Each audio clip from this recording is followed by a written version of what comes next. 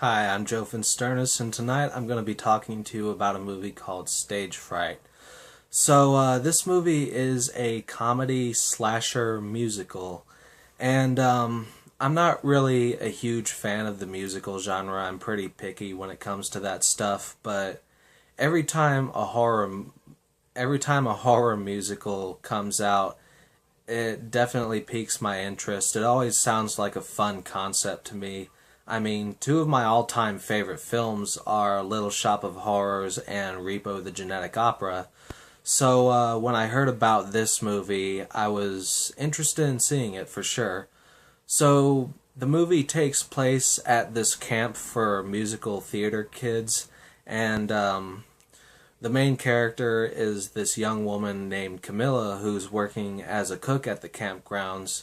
She was pretty badly traumatized as a kid when her mother was murdered after performing in The Haunter of the Opera, which, of course, is this movie's generic version of Phantom of the Opera. And, as she's nearing adulthood, though, she decides to take it upon herself to take over the role of the leading lady in the camp's upcoming performance of The Haunter of the Opera.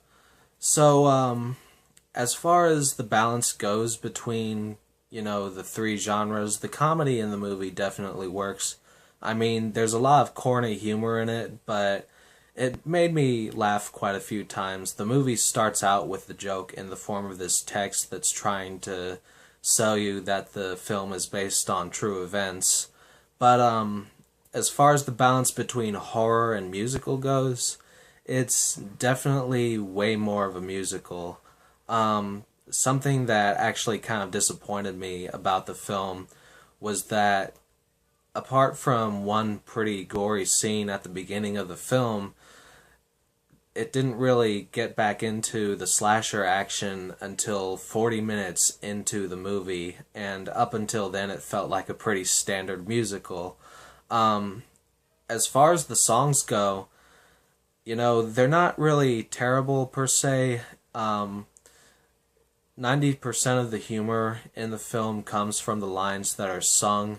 Also, the killer in the movie has a couple of heavy metal numbers that he sings, which is pretty fun, but there was no point where I thought to myself, I need to download this as soon as the film's over. The last movie song that I bothered to download was the interrogation song from Muppets Most Wanted, because that shit was catchy, but there was nothing particularly memorable as far as the music went in this film. I guess if you're a fan of show tunes, then you might like the soundtrack. You might even love it. I don't really know because I'm not you.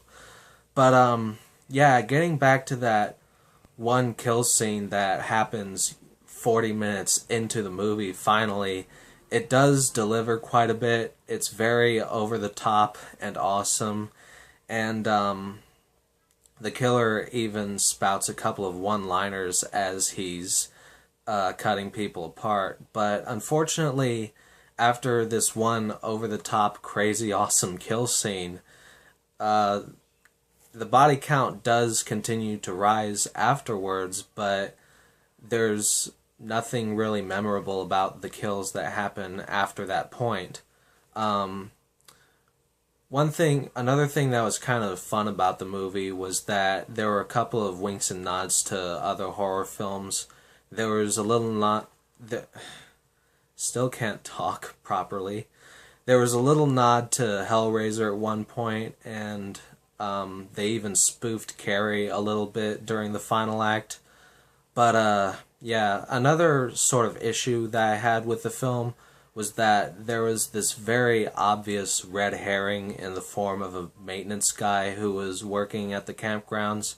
He's this really creepy looking dude who never speaks throughout the film. He's always just mugging at people, and there were a couple of moments where the camera was focusing on him while some creepy music was playing. But, that never really went anywhere. There was never any point where somebody pointed at him and said, hey, maybe that's the killer. I mean, even though it was obvious to me that he wasn't going to be the killer in the end, it would have been kind of fun if it had played a little more with the audience's expectations, or at least tried to. But the thing that kind of killed this movie for me was the way that it ended. There's this big twist that happens during the final act, which kind of made it fall apart for me. It didn't feel like it made a whole lot of sense. Plus, the film tried to take a more dramatic turn at that point, which just didn't work. It completely clashed with the corny, goofy feel that the movie had been going for up until then.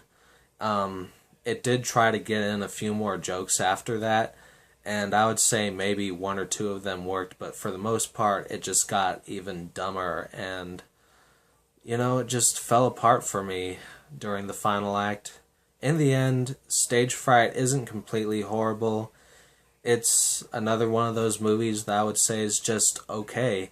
In my book, it's just a little bit better than Recycle and The Neighbor Number 13, but if it sounds like the type of film that you might enjoy, I would say, rent it from Netflix or something like that. Just give it one watch before you go out and buy it. Anyway, that's all I've got to say about Stage Fright. I hope you all have a good one.